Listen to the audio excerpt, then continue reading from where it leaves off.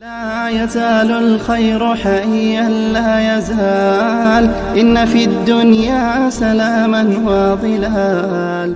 جب آپ صلی اللہ علیہ وسلم کی عمر مبارک 50 سال ہوئی تو آپ کی زوجہ حضرت خدیجہ وفات پا گئی، اور اسی طرح ابو طالب بھی وفات پا گئے۔ آپ صلی اللہ علیہ وسلم نے اس سال کو عام الحزن کہا۔ ابو طالب کے وفات کے بعد قریش کو موقع مل گیا، اور انہوں نے آپ صلی اللہ علیہ وسلم کو تکلیف پہنچانے میں کوئی دقیقہ نہیں چھوڑا۔ جب آپ صلی اللہ علیہ وسلم کو اہل مکہ کے قبول اسلام سے مایوسی ہوئی تو آپ صلی اللہ علیہ وسلم اپنے متبنہ زید بن حارثہ کو لے کر طائف روانہ ہوئے۔ وہاں عمر بن عمیر کے 3 بیٹے عبد، حبیب اور لیل، ان سے ملاقات ہوئی۔ آپ صلی اللہ علیہ وسلم نے ان تینوں کو اسلام کی دعوت دی، لیکن ایک نے بھی بات نہیں سنی، اور آپ صلی اللہ علیہ وسلم کی بات کا انکار کیا اور اس کا مذاق اڑایا۔ تو آپ صلی اللہ علیہ وسلم نے وہاں پہ رکنا مناسب نہیں سمجھا، اور آپ نے واپسی کی راہ اختیار کی۔ ان ظالموں نے اوباش لڑکوں کو آپ صلی اللہ علیہ وسلم کے پیچھے لگایا، اور انہوں نے آپ صلی اللہ علیہ وسلم کو پتھر مارے، اور آپ صلی اللہ علیہ وسلم کے جسم مبارک کو لہو لہاں کیا، اور انہوں نے آپ صلی اللہ علیہ وسلم اور حضرت زید کو زخمی کیا۔ واپسی پہ آپ صلی اللہ علیہ وسلم نے راستے میں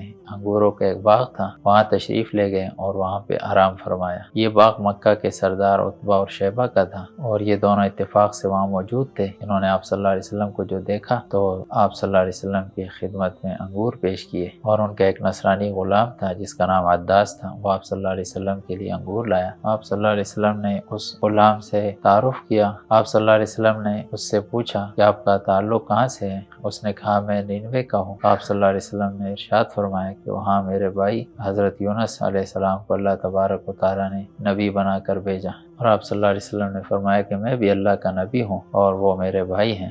یہ سن کر عداس نے آپ صلی اللہ علیہ وسلم کے ہاتھوں اور پیشانی کا بوسہ لیا۔ طائف سے واپسی پر آپ صلی اللہ علیہ وسلم نے اللہ تبارک و تعالیٰ سے دعا کی، اور اس دعا میں آپ صلی اللہ علیہ وسلم نے ارشاد فرمایا، اے اللہ میں بہت کمزور ہوں، میرے وسائل کم ہیں اور میرے حیلے کمزور ہیں، تو کمزوروں کا مالک ہے، تیرے سوا میرا کسی پر بھروسہ نہیں، تو ہی نصرت فرما۔ روایت میں آتا ہے کہ فرشتہ حاضر ہوا اور اس نے عرض کیا، رسول اللہ آپ اجازت دیں تو میں دونوں پہاڑوں کے درمیان ان لوگوں کو کچل دوں۔ آپ صلی اللہ علیہ وسلم نے منع فرمایا، اور آپ صلی اللہ علیہ وسلم نے فرمایا کہ ان کی اولاد میں سے ایسے لوگ پیدا ہوں گے کہ اللہ تبارک و تعالیٰ کی وہ لوگ عبادت کریں گے اور اس کے ساتھ کسی کو شریک نہیں ٹھہرائیں گے۔ تو یہ قربانیاں اور محنت تھی آپ صلی اللہ علیہ وسلم کی، جس کی برکت سے آج پوری دنیا میں اسلام پھیلا ہوا ہے اور ہم تک یہ مبارک دین پہنچا ہے۔ اللہ تبارک و تعالیٰ قدر کرنے کی اور اس دین پر عمل کرنے کی توفیق نصیب فرمائے۔